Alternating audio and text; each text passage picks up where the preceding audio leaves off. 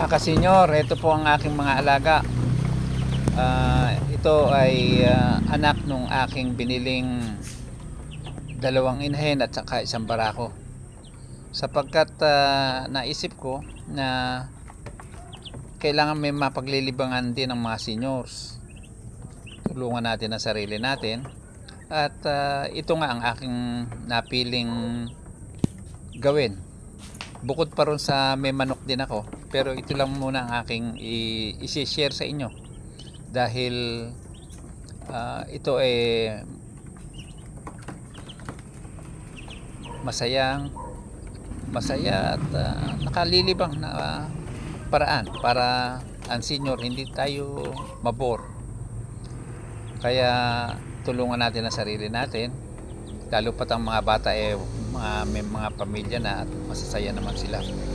Sa susunod na lang na video ako magbibigay sa inyo ng paalam.